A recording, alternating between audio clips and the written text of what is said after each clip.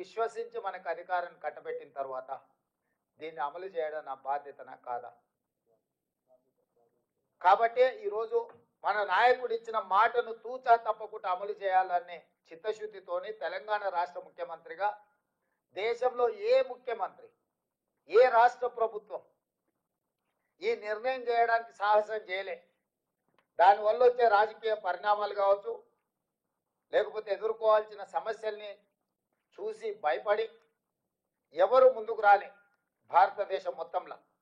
కానీ తెలంగాణ రాష్ట్ర ప్రభుత్వం రాహుల్ గాంధీ గారు ఇచ్చిన మాటను నిలబెట్టాలి అన్న ఆలోచనతోటి 100% ఈ విషయాన్ని పారదర్శకంగా ప్రజల్ని మమేకం చేసి ప్రభుత్వాన్ని పూర్తి స్థాయిలో ఇందులో ఈ కార్యాచరణలో ఈ కార్యక్రమంలో ప్రభుత్వాన్ని పూర్తి స్థాయిలో భాగస్వాములను చేసి ఈ కార్యక్రమాన్ని చేపట్టినము. చాలా మంది ఏదో ఆశామాసి ఆనాడు సమగ్ర కుటుంబ సర్వే కేసీఆర్ గారు 12 గంటలలో చేసి ఇదే లెక్కలని కాకి లెక్కలు ఆయన చెప్పాను. ఏ రోజు కూడా అధికారికంగా వారు క్యాబినెట్లో పెట్టడం కానీ శాసనసభకు వివరాలు ఇవ్వడం కానీ ప్రభుత్వం ఎక్కడా అధికారికంగా లెక్కలు చూపించలేదు. ఈ రాష్ట్రంలో ఉన్న జనాభానంతా లెక్క కట్టి ఒక కుటుంబం ఒక వ్యక్తి ఆ వివరాలను దాచిపెట్టుకొని ఎన్నికలు వచ్చినప్పుడు ఆయనకు అవసరమైన విధంగా ఆ సమాచారాన్ని వినియోగించుకొని రాజకీయ ప్రయోజనం పొందేదే తప్ప 10 సంవత్సరాలలో ఆ సమాచారాన్ని పేదల కోసం వినియోగించలేదు. అందుకే కాంగ్రెస్ పార్టీ ప్రభుత్వం ఎప్పుడైతే ఈ కులగణన చేయాలి, ఈ వివరాలను సేకరించాలనుకున్నప్పుడు వివిధ రాష్ట్రాలలో ఈ దేశంలో ఎక్కడెక్కడ ఏ రాష్ట్రాలు ఇందులో ప్రయత్నం చేసినాయి, ఆ ప్రయత్నాలలో విజయం సాధించిన వాళ్ళు ఎవరు, వైఫల్యం చెందిన వాళ్ళు ఎవరు అని స్టడీ చేసి ఒక అధికారుల బృందాన్ని బీహార్, హర్యానా, కర్ణాటక, రాజస్థాన్ వివిధ రాష్ట్రాలకు తిప్పి అధికారుల బృందాన్ని సమాచారాన్ని సేకరించడము. అదేవిధంగా ఒక మంత్రివర్గ ఉపసంఘాన్ని వీటన్నిటిని పర్యవేక్షించడానికి ఉత్తమ్ కుమార్ రెడ్డి గారిని, దామోదర రాజనరసింహ గారిని, శ్రీధర్ బాబు గారిని, మిత్రుడు పొన్నం ప్రభాకర్ గారిని, సీతక్కను ఒక మంత్రివర్గ ఉపసంఘాన్ని వేసి, ఎందుకంటే దీనికి అధికారిక కార్యాచరణ ఒక అధికారిక గుర్తింపు ఉండాలని మంత్రివర్గ ఉపసంఘాన్ని వేసాం. ఈ మంత్రివర్గ ఉపసంఘము అధికారిక బృందము వివిధ రాష్ట్రాలలో పర్యటించి సమాచారం సేకరణ చేసి ఆ వివరాలన్నీ కూడా మంత్రివర్గానికి వాళ్ళు వివరిస్తే అక్కడి నుంచి వివిధ రాష్ట్రాలలో వచ్చిన సమస్యలను దృష్టిలో పెట్టుకొని ఇది ఏదో ఒక డిపార్ట్మెంట్ చేస్తే దీనికి చట్టంలో కోర్టులో ఇబ్బంది వస్తుంది అని చెప్పి ఇతర రాష్ట్రాల అనుభవాలను దృష్టిలో పెట్టుకొని ప్లానింగ్ డిపార్ట్మెంట్ చేయాలని చెప్పి ఒక నిర్ణయానికి వచ్చినాం. ఈరోజు ప్రభుత్వం మొత్తం సేకరించిన సమాచారాన్ని మంత్రివర్గ ఉపసంఘం ఇచ్చిన సూచనకు ప్రభుత్వం నిర్ణయం తీసుకొని దీని ఒక నోడల్ ఏజెన్సీ కింద ప్లానింగ్ డిపార్ట్మెంట్ కింద అన్ని శాఖలు వస్తాయి కాబట్టి planning department as a nodal agency కింద మనము ఈరోజు నియమించుకున్నాము. ప్లానింగ్ డిపార్ట్మెంట్ ఫైనాన్స్ మినిస్టర్ కింద వస్తుంది. అందుకే ఉప ముఖ్యమంత్రి బట్టి విక్రమార్క గారు ఆర్థిక మంత్రిగా ఉన్నారు. వారి కింద ఉన్న సందీప్ సుల్తానియా ప్లానింగ్ డిపార్ట్మెంట్ హెడ్గా అధికారిగా సీనియర్ ఐఏఎస్ ఆఫీసర్గా ఉన్నారు. ఈ బాధ్యతను ఉప ముఖ్యమంత్రి బట్టి విక్రమార్క గారికి ప్లానింగ్ డిపార్ట్మెంట్ సందీప్ సుల్తానియా గారికి అప్పగించడం జరిగింది. ఆ తర్వాత మనము ఈ రాష్ట్రాన్ని మొత్తం 94,863 విభాగాలుగా ఒక్కొక్క క్లస్టర్ 150 ఇండ్లు మొదటి 3 రోజులు ఇండ్ల వివరాలు సేకరించినాం. ఇట్లా ప్రతి ఇంటికి వెళ్ళి ఒక స్టిక్కర్, ప్రతి ఇంటికి వెళ్ళి ఆ ఇంటికి ఒక నెంబర్ వేసి ఫస్ట్ ఇండ్ల సమాచారాన్ని సేకరించినాం. 3 రోజులు ఇదే ప్రక్రియ మీద 94,863 మంది ఎన్రోలర్స్ ఇల్లు తిరిగి ఇంటికి స్టిక్కర్లు అంటించి ఫస్ట్ ఇండ్ల లెక్క రాసుకొచ్చారు. వీళ్ళు పనిచేస్తున్నారా లేదా అని పర్యవేక్షించడానికి 9,628 మందిని సూపర్వైజర్లు, ప్రతి 10 మంది ఎన్రోలర్స్కి ఒక సూపర్వైజర్ని పెట్టాం. ఈ 10 మంది ఎన్రోలర్స్ ఇల్లు తిరిగి ఇంటికి స్టిక్కర్ అంటించి ఆ ఇళ్ళ వివరాలు సేకరిస్తున్నారా లేదా అని చెప్పి సూపర్వైజర్లను నియమించినాం. వీళ్ళ మీద మండల స్థాయిలో ఒక అధికారిని వేసినాం. ఆ మండల స్థాయి అధికారుల మీద ఒక అడిషనల్ కలెక్టర్ స్థాయి, జిల్లా స్థాయి ఇంకొక అధికారిని నియమించాం. ఆ పైన కలెక్టర్ను పెట్టినాం. అంటే కలెక్టరు, అడిషనల్ కలెక్టరు, మండల స్థాయి అధికారి, ప్రతి 10 మంది ఎన్రోలర్స్కి ఒక సూపర్వైజరు, ఆ కింద ప్రతి 150 ఇళ్లకు ఒక ఎన్రోలర్.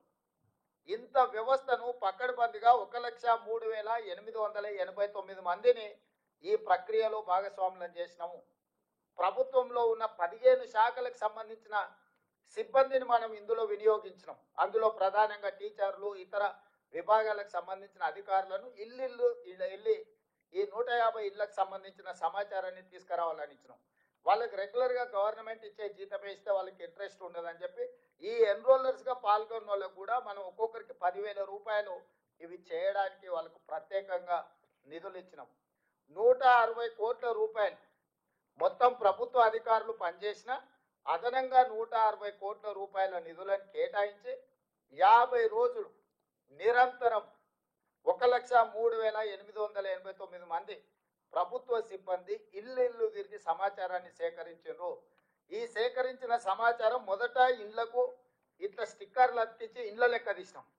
ఆ తర్వాత మొత్తం 8 పేజీల సమాచారం ఇట్లా ప్రతి పేజీలో సమాచారాన్ని సేకరించి చివరి పేజీలో 8వ పేజీలో ఇక్కడ ఇంటి యజమాని సంతకం, ఇక్కడ ఎన్రోలర్ సంతకం, ఎన్యూమరేట్ చేసిన ఎన్రోలర్ సంతకం, ఇక్కడ సూపర్వైజర్ సంతకం. ఇందులో 8 పేజీలలో ఇచ్చిన సమాచారం ఆ ఇంటి యజమాని మొత్తం చదివి ఇన్న తర్వాత సంతకం పెట్టి ఇచ్చిన సమాచారం.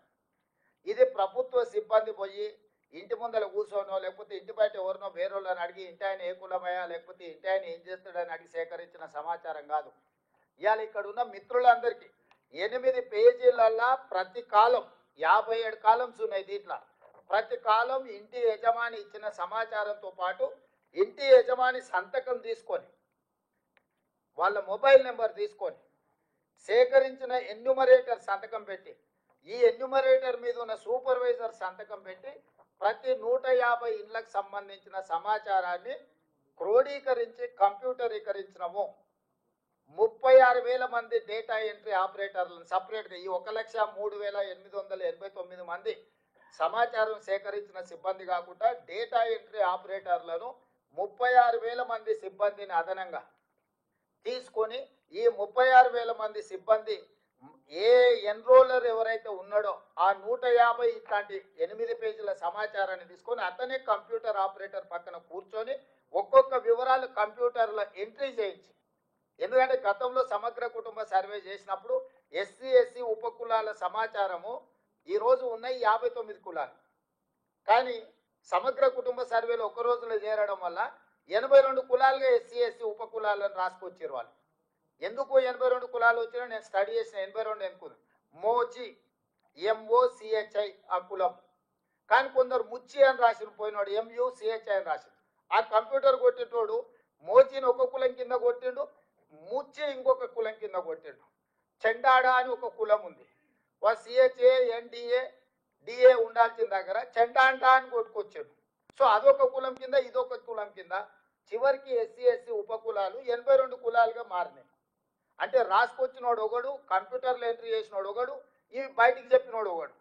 ఎవరికి పొంతం లేకపోవడంతో సమగ్ర కుటుంబ సర్వే చంద్రశేఖరరావు ఏదైతే లెక్కలు చెప్తున్నాడో తప్పుడు లెక్కలుగా అర్థం పర్థం లేని లెక్కలుగా మారి అవి బయట పెడితే వాళ్ళ పరువు పోతుంది. ప్రభుత్వం చేసిన ఆనాటి ప్రభుత్వం చేసిన మొత్తం వ్యవహారం అంతా ప్రజలకు అర్థమవుతుందని అది ఆయన్నే సిగ్గుతోని లోపల దాచిపెట్టుకొని ఎన్నికలు వచ్చినప్పుడు ఆయనకు వాడుకున్నాడు. అందుకే బయట పెట్టలే. సో అందుకోసమని మనం ఏం చేసినామంటే ఎవరైతే ఎన్రోలర్గా ఇల్లు తిరిగి సమాచారం సేకరించాడో అతనే వచ్చి కంప్యూటర్ ఆపరేటర్ పక్కన కూర్చొని కంప్యూటర్ కిందులో జిల్లా పేరు, మండలం పేరు, గ్రామ పంచాయతీ పేరు, ఆవాసం పేరు, అంటే హ్యాబిటేషన్ ఎక్కడ, వార్డు నెంబర్ ఎంత, ఇంటి నెంబర్ ఎంత, ఏ కోడు, ప్రతిదీ ఎవరైతే రాసుకొచ్చిండో అతనే కంప్యూటర్లో ఎంట్రీ చేసి మళ్ళీ ఈ 150 దేనికి దానికి బండలు కట్టించినాం.